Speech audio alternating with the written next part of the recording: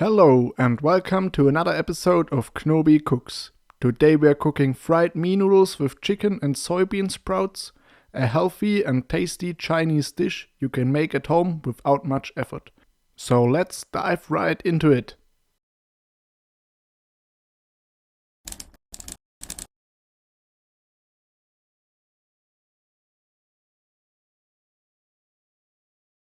So for today's dish we will need chicken breast, spring onions, some soybean sprouts, pointed peppers, some garlic cloves and ginger, some carrots, various spices, a large pan, a pot for boiling our noodles, and of course the mee noodles, because there are no fried mee noodles without mee noodles. As we often do on Knobi Cooks, we will start with the carrots. First, cut your carrots in half and afterwards cut across them laterally. This will make it very easy to dice them up afterwards. As usual, you can dice them up in any size you want to. I prefer a mix of smaller dices and larger dices. This way some of them will stay more crunchy and some of them will be more soft. If you prefer either one, go for smaller dices if you want softer carrots and go for larger dices if you prefer crunchy carrots. Well, and if you want the best of both worlds, small dices and crunchy carrots, then simply add your carrots at a later point in time. This way they won't get cooked that much. And as a general rule, the less you cook your vegetables, the more vitamins they will retain, so your food will be extra healthy. Ain't that a nice bonus on top of some crunchy carrots? And now we will put our carrots into the pan, which we preheated before. And as a quick side note here, please preheat your water too, so we can put the noodles in as soon as we need to start boiling them. But in the meantime, let's focus our attention on the chicken breast. We will dice the chicken breast into larger or smaller chunks depending on what you prefer. You can use the same method for dicing as you use for the vegetables. Just cut across them laterally and afterwards just cut them into chunks. And in the meantime, don't forget to stir your carrots so they don't burn in your pan. After stirring the carrots, we will add our chicken breast into the pan. Here I would recommend you to increase the heat a little bit, because the chicken breast will absorb lots of heat when you first put it into the pan. Make sure you are using enough oil or fat, because if you are not, your chicken breast might instantly get stuck to your pan. We want to avoid that. Since the pan isn't steaming heavily right now, this is a good moment to add the first batch of spices to the pan. We will add our Chinese 5 spices into the pan. They usually consist of star anise, cloves, Chinese cinnamon, Sichuan pepper and fennel seeds. If you ask me, this blend is great for adding spice to Chinese or Asian dishes in general. Next up, we will add lots of coriander to the mix. And finally, we will add some pepper to the mix. Pro tip, use lemon pepper if you have it at hand. It is basically just a very lemony kind of pepper, and it gets its taste from getting mixed with lemon peel and then getting dried afterwards. Try it out if you haven't before, it really is great. Sadly, I didn't have it at hand for this video. And if you don't have it at hand like I did, well, you can always just use some lemon juice and lemon peel as a replacement. So let's stir everything and then we will get to the next step. Now we will dice our garlic and our ginger. I'm doing very rough dices here, but if you prefer smaller ones, then go for it. And until we add those to the mix, here's a little story for you. There is a genetic variation amongst people which may determine whether you like coriander or not. It seems that about 10 to 20% of the population is affected by this. And if you happen to be affected by it, well, there might be a chance you perceive the taste of coriander as soapy. Most people affected by this are of European descent. And in places where coriander is more prevalent in the cuisine, like Asia for example, less people carry this variation. So it might not even be your fault that you are a picky eater. That's it for this small interlude. Now we will get back to stirring the contents of our pan.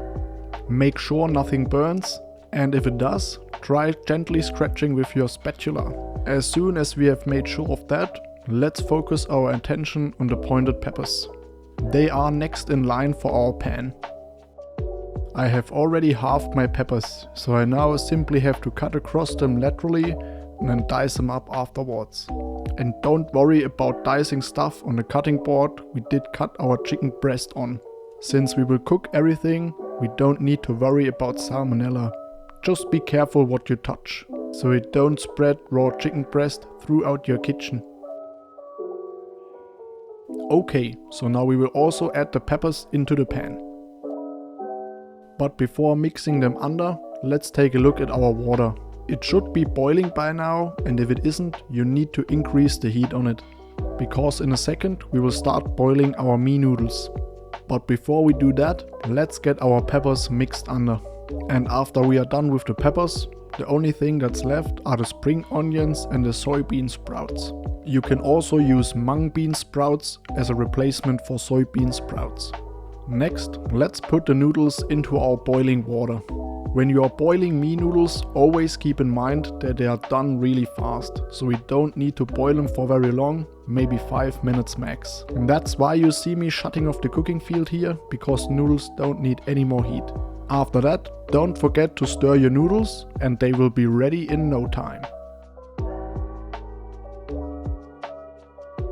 Now the time has come to cut the last of our ingredients, the spring onions. Just cut those up all the way into small discs.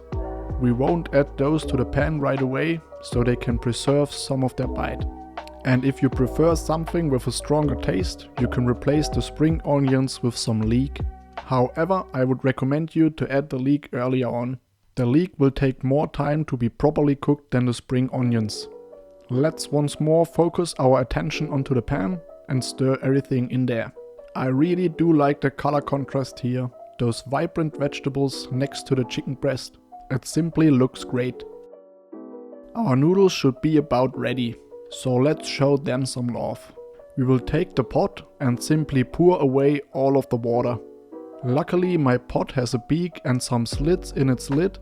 This makes pouring of water really easy.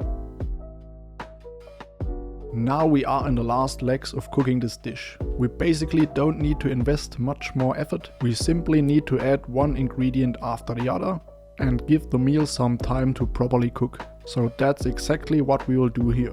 First, let's add the spring onions to the mix and stir them under.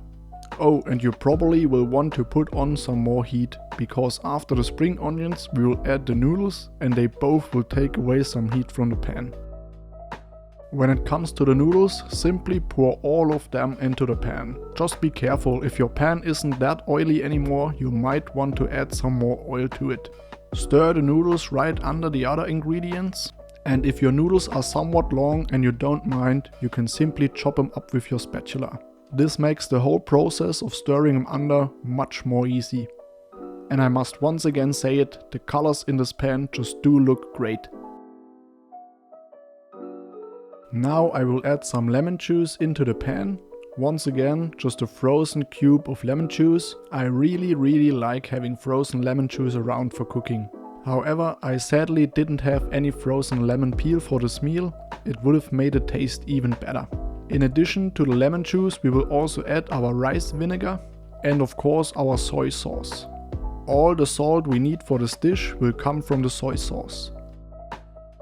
And now a big drum roll for our final ingredient, the soybean sprouts. I may have bought a little too much soybean sprouts. However, I do really like them, so now I will have to fit all of them into my pan. Since they are still quite stiff right now, this will prove a little difficult. However, simply add them to the top and then spread them a little bit. They will then start softening from the heat of the pan and the other ingredients. And as soon as they have softened, we can stir them under properly.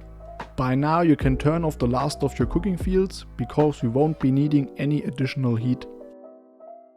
Over the next minute or so you will simply see me stirring under the soybean sprouts. This will take a little patience. We first need to give them time to soften a little bit. Then we can stir them under piece by piece, which in turn will lead to them softening even more, which will make this process easier and easier the more time passes.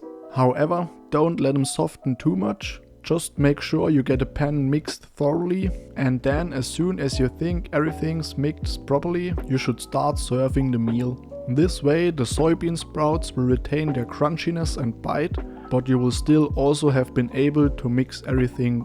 And if you ask me, serving this dish with crunchy soybean sprouts is the best way you can serve it. So here are some last tips when it comes to this dish. If you want to add a little bit of spiciness to it, well, just put 1 or 2 chilies into it or some ground chili powder. And if you're the kind of person that doesn't like coriander, well, just leave it out. It won't taste as original as this dish tastes with coriander, but will still be great. And if you want to use some other ingredients, try adding zucchini or peas into the mix. But this now brings us to the end of this episode of Knobi Cooks. I hope you enjoyed this episode, and if you did cook this meal, tell me down below in the comments how it tasted. As always, I am Knobi, and I will see you in the next one.